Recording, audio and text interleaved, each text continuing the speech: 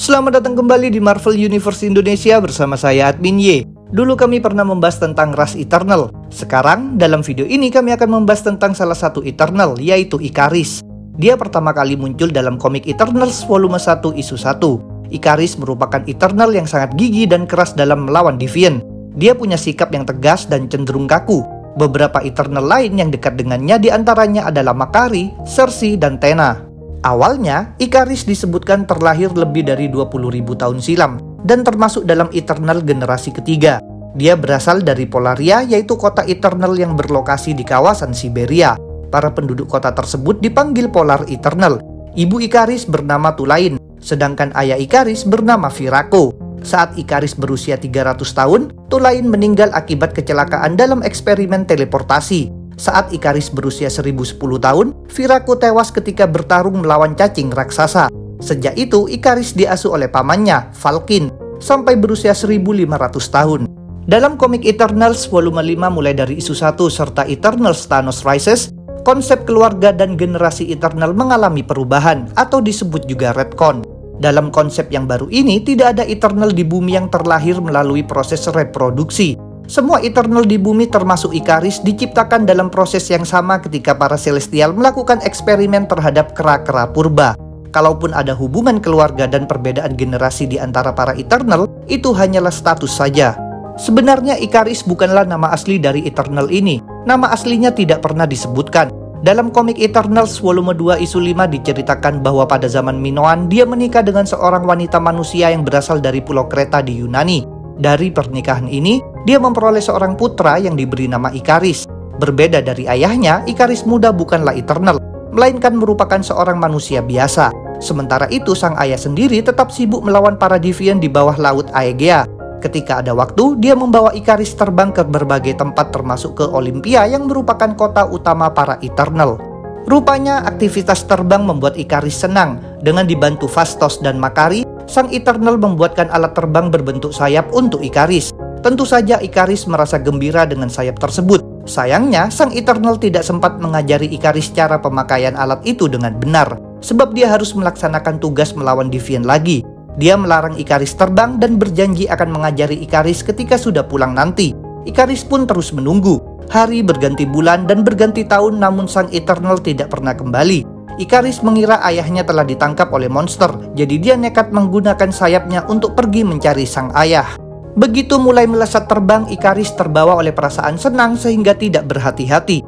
Dia terus naik hingga berada di ketinggian di mana dia kekurangan oksigen. Akibatnya dia menjadi tak sadarkan diri dan melayang-layang, sampai sinar ultraviolet merusak sistem pada sayapnya dan membuat Ikaris terjatuh ke lautan. Mayat Ikaris ditemukan oleh ayahnya yang tentu merasa sangat sedih. Untuk mengenang sang putra, sejak itu sang Eternal memutuskan menggunakan nama Ikaris. Sebagai seorang Eternal, Ikaris punya tubuh yang perkasa dan refleks secepat kilat. Dia memiliki kekuatan regenerasi, kebal dari penyakit, dan tidak dapat menua. Dia mampu bernafas di dalam air, serta bertahan di kondisi ekstrim seperti luar angkasa maupun panasnya magma. Ikaris pernah mencabik armor yang bertenaga energi celestial, serta sanggup bertarung melawan berbagai tokoh yang kuat termasuk Hercules dan Red Hulk, alias Jenderal Thunderbolt Ross. Kalian ingin tahu tentang Hercules atau Red Hulk? Kami sudah pernah membuat videonya. Dalam komik Eternals volume 3 isu 2, ada dua orang Deviant yang mencoba membunuh Ikaris dengan ledakan bom, lalu memasukkannya ke dalam cairan asam, lalu ke dalam lelehan logam, tapi Ikaris tetap hidup. Ikaris bisa terbang dan menerbangkan orang lain. Dia merupakan Eternal dengan kemampuan terbang paling cepat. Dalam Official Handbook of the Marvel Universe isu 5 disebutkan bahwa Ikaris sanggup mencapai kecepatan 850 mil per jam. Ikaris memiliki sedikit kekuatan telepati. Dia pernah mengendalikan pikiran Yellow Jacket alias Hank Pym serta berkomunikasi dengan pikiran Sersi dan Makari. Disebutkan pula bahwa dia bisa mengakses pikiran yang lebih lemah darinya. Ikaris bisa membuat ilusi tingkat rendah, misalnya mengubah tampilan pakaiannya. Ikaris mampu menerbangkan pesawat menggunakan pikirannya, membongkar ilusi dari seorang Deviant, serta memanipulasi molekul sampai seberat 990 pon. Misalnya mengatur molekul udara menjadi tembok pertahanan yang kuat. Dengan menutupi area tertentu menggunakan suatu aura khusus, Ikaris bisa membuat segala yang ada di dalam area itu menjadi tidak terlihat oleh mata manusia. Bukan hanya itu saja, Ikaris memiliki energi kosmik yang bisa dimanfaatkan untuk berbagai kegunaan. Misalnya membuat fisiknya menjadi lebih perkasa serta memancarkan cahaya, energi penghancur maupun energi panas sampai 3000 derajat Fahrenheit dari tangan atau matanya. Icarus bisa pula melakukan teleportasi. Bahkan dia pernah memindahkan sebuah pesawat dari Peru ke kota New York dalam sekejap. Tetapi dia jarang menggunakan kemampuan teleportasi ini karena prosesnya terasa tidak nyaman. Selain kekuatan super, Icarus berpengalaman dalam bela diri, termasuk gulat. Dia pernah berpura-pura menjadi manusia untuk tampil pada pertandingan gulat. Dalam salah satu pertandingan ini, Icarus memakai nama Iceberg alias gunung es. Keahlian lain Icarus adalah merancang mesin yang canggih, misalnya pesawat tempur. Dalam komik Eternals volume 1 isu 2 sekitar 18.500 tahun sebelum Masehi, diceritakan bahwa rombongan Celestial atau disebut juga Host yang kedua meluluhlantahkan kekuasaan bangsa Deviant yang berpusat di Pulau Lemuria.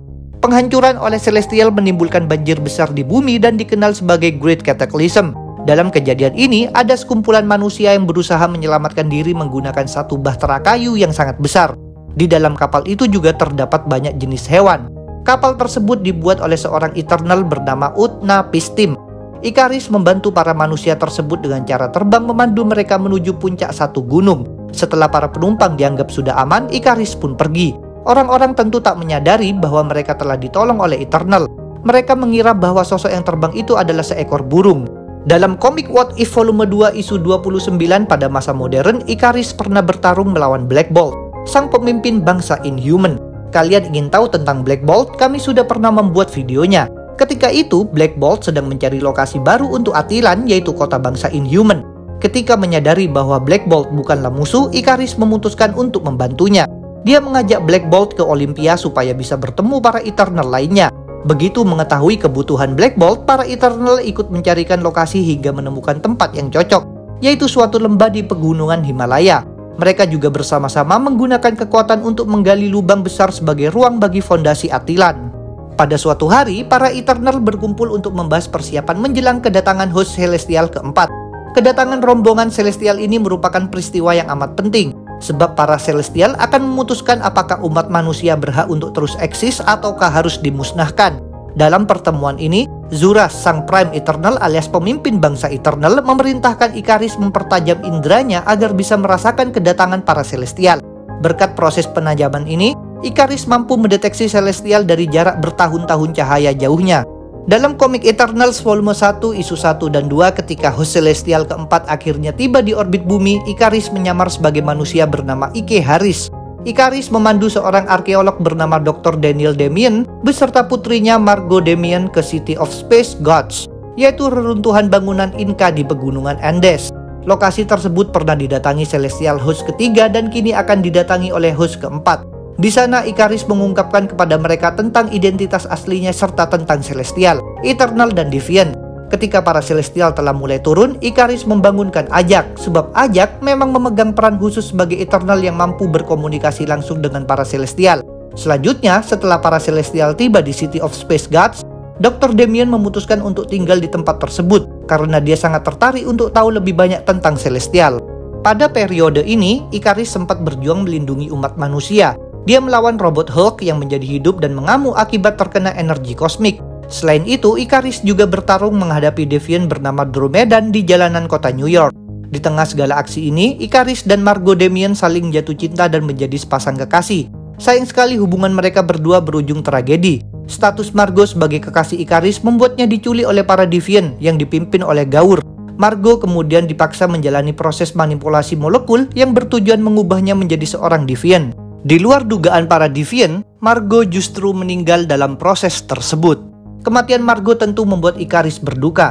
Di sebuah pulau di Laut Aegea, Icarus menguburkan jenazah Margot sambil ditemani oleh Karkas, yaitu seorang Deviant baik hati yang tinggal bersama para Eternal. Selain makam Margot, di pulau itu ada banyak pula makam lainnya. Ternyata sepanjang hidupnya Icarus memang pernah menjalin hubungan dengan banyak perempuan manusia. Tapi semua pasangan manusia Icarus pada akhirnya meninggal dunia, sehingga membuat Icarus berkali-kali mengalami kesedihan. Pada bagian dada kostum Icarus terdapat 3 buah simbol yang sama. Dalam komik Eternals volume 2 isu 5 terungkaplah bahwa ketiga pola tersebut bukan sekedar hiasan semata, melainkan memiliki fungsi khusus. Ketika Host Celestial kedua sedang berada di bumi, salah satu Celestial dalam host ini yang bernama Tiamut berselisih dengan rekan-rekannya. Bahkan Tiamut sampai dikeroyok. Ujung-ujungnya Tiamut dikalahkan dengan cara dilepaskan energinya dari dalam tubuhnya menggunakan suatu senjata khusus. Dalam keadaan lebih lemah, Tiamut kemudian dikurung di bawah tanah dan dikenal sebagai Dreaming Celestial. Wadah berisi energi Tiamut disimpan di salah satu ruangan di bangunan bernama Pyramid of Four Winds yang berlokasi di kutub utara. Bangunan tersebut dibangun oleh ayah Ikaris, Viraco, dan paman Ikaris, Falkin. Sementara ruang penyimpanan wadah tadi dirancang oleh Phastos. Ruangan ini dibuat dengan sangat kuat sehingga sanggup bertahan dalam berbagai kondisi. Falkin mengatur sistem keamanan di sana yang melibatkan Ikaris. Pintu pada ruangan penyimpanan wadah energi memiliki simbol yang sama seperti simbol pada kostum Ikaris. Cara untuk membuka pintu tersebut adalah dengan mengalirkan energi dari simbol Ikaris ke arah simbol pintu itu. Apabila pintu itu dibuka, maka simbol pada kostum Ikaris akan berubah menjadi bentuk segitiga. Ikaris memang merupakan salah satu dari sedikit Eternal yang diberi informasi tentang benda kuat yang tersimpan di dalam Pyramid of Four Winds. Selain wadah berisi energi Tiamut, senjata yang dipakai para Celestial untuk mengalahkan Tiamut juga disimpan di dalam Pyramid of Four Winds. Dalam komik Eternals volume 1 isu 18 dan 19, sepupu Ikaris yang bernama Druig ingin mendapatkan senjata tersebut. Druig berniat memanfaatkan senjata itu untuk mengalahkan Celestial host keempat. Alasannya adalah karena Druig menganggap Celestial bersikap sombong, serta karena Druig ingin dianggap sebagai sosok yang hebat. Namun Druig tidak tahu di mana lokasinya, maka dia tentu terlebih dulu harus menangkap Ikaris. Druig memang menghalalkan segala cara demi mencapai tujuannya. Dengan memperbudak seorang Eternal lain bernama Sigmar, Druig menjalankan rencana penangkapan Ikaris. Druig mengerahkan perangkap berupa benda buatan Sigmar, yaitu awan dimensi. Di langit ketika sedang terbang, Ikaris melihat awan tersebut dan hendak menyelidikinya. Begitu berada di dalamnya, Ikaris merasakan efek tak terduga. Awan dimensi menjeratnya dan dalam sekejap memindahkannya dalam kondisi tak sadarkan diri ke tempat Druig. Di sana, Ikaris dibelenggu dan diperintahkan membeberkan lokasi senjata Celestial. Ikaris tentu tidak mau mematuhi keinginan Druig, maka Druig memanfaatkan senjata lainnya, yaitu makhluk bernama Neural Beast yang mampu menyakiti sistem saraf makhluk hidup. Akibat pengaruh Neural Beast, Ikaris merasakan kesakitan. Proses ini juga memunculkan simbol Pyramid of Four Winds pada dahi Ikaris. Dengan demikian, Druig tahu harus berangkat kemana, maka dia pun bergegas pergi menuju lokasi tersebut. Tidak lupa, Druig terlebih dulu mengurung Ikaris. Walaupun begitu, Ikaris mampu membebaskan diri dari pengurungannya dan segera bergerak menyusul Druig. Dia disertai pula oleh Sigmar yang sebenarnya memang tidak senang mengabdi pada Druig. Di Pyramid of Four Winds, terjadilah baku hantam antara Ikaris melawan Druig. Dalam duel ini, Ikaris menahan diri dalam mengerahkan kekuatan sebab dia ingin menangkap Druig hidup-hidup. Sebaliknya, Druig tidak punya sikap seperti itu. Tanpa ragu, dia mengeluarkan kekuatan khususnya, yaitu serangan api yang membakar Ikaris. Untungnya, Ikaris masih mampu bertahan. Dengan kekuatan kendali atas materi, Ikaris menyebarkan segala elektron panas dari tubuhnya sehingga dia terbebas dari api yang membakarnya. Akan tetapi ini memberi peluang bagi Druig untuk mendekati senjata Celestial dan bersiap menggunakan benda itu.